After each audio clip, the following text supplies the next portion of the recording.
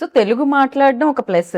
దాన్ని మామూలుగా ఏమంటారు అడ్వాంటేజ్‌గా తీసుకోలేదు హరిశంకర్ గారు.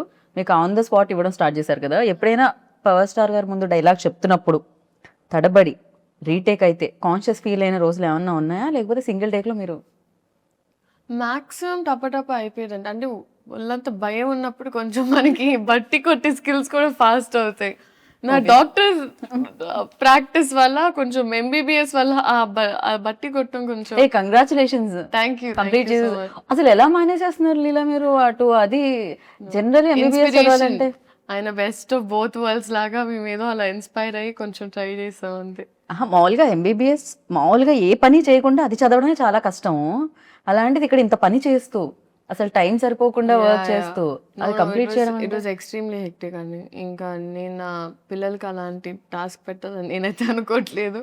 It was extremely hectic. కానీ అమ్మ డాక్టర్ అవ్వడం వల్ల అండ్ ప్లస్ ఆస్మోసిస్ అని ఒక అప్లికేషన్ ఉంది. సో అక్కడ ఇన్ సంథింగ్ లైక్ ఆస్మోసిస్ మేము టైం టు టైం ఒక్కొక్క LAQ or SA short notes whatever తీసుకొని నోట్స్ రాసుకోవడం జరిగేది. Right. But it was a task అండి అమ్మో. బట్ ఆ విషయంలో I would like to thank my entire team. ఎప్పుడు నేను వర్క్ చేసిన వాళ్ళందరూ నాకు ఒక స్కెడ్యూల్ తర్వాత నేను వెళ్ళిపోవాలి, I need to go back అన్నప్పుడు నన్ను పంపించేవారు. సో నేను ఓవర్ వర్క్ చేసేదాన్ని. ఒక రోజులో ఒక 2-3 షిఫ్ట్ చేసేసి దాని తర్వాత ఒక మంత్లో ఒక లాస్ట్ 10-15 డేస్ వెళ్ళిపోయేదాన్ని. బట్ ఒకటి అయిపోయింది అనుకున్నానండి. So I'm glad it's done. And ఈ అమ్మయ్య నిజంగా.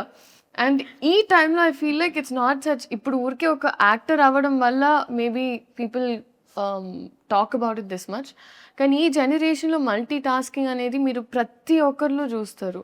ఇప్పుడు యావరేజ్ నా ఏజ్ ఉన్న ప్రతి అమ్మాయి either doing 2-3 జాబ్స్ చేస్తున్నారు, లేకపోతే దర్ హ్యాండ్లింగ్ ఒక passion.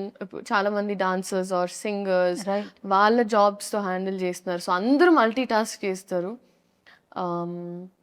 So I feel like మనమన్న జనరేషన్ అంతా ఫార్వర్డ్ ఉంది అండ్ మనం అంతా హార్డ్ వర్క్ పెట్టకపోతే అంటే చాలా గుడ్ స్టూడెంట్స్ అయితే ఒక కంప్లీట్ చేయాలి అమ్మ చెప్పిన టాస్క్ మనం మనం మనం ఫాలో అవుతున్న అది ప్యాషన్ నేను మమ్మీ కోసం చేయలేదండి. మెయిన్గా నేను తాతగారికి ఒక మాట ఇచ్చాను. And more than that I think నాకు ఎక్కడో ఒక సెన్స్ ఆఫ్ రియల్ అనిపించేది.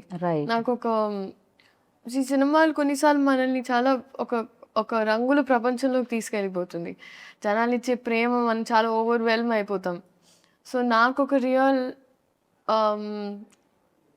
టీచింగ్స్ ఉండాలంటే ఇట్ వాజ్ నాకు ఆ కాలేజ్ లైఫ్ ఎక్స్పీరియన్స్ చేయడం చాలా ముఖ్యం. కాకపోతే నేనేంటంటే నేను ఎప్పుడు పోస్ట్ చేయలేదు నా కాలేజ్, బికాజ్ ఆ ప్రపంచం నేను ఆ ప్రపంచం వరకే ఉంచాను. So it was those 2-3 friends and all that. So నా క్లాస్ మేట్స్ అయినా వీళ్ళందరితో it was a very different. అక్కడ ఒక కాలేజ్ స్టూడెంట్ మనకి రికార్డ్స్ టైంకి వెళ్ళాలంటే రికార్డ్స్ టైంకి వెళ్ళాలి. వైవాలో తిట్టించుకోవడం అంటే అది ఇంకా రోజు కాబోతే వైవాస్లో తిట్టించుకోవడం. సో ఇట్ వాజ్ అది నాకు చాలా it was important in shaping me as a human being. Right. And this for recognition.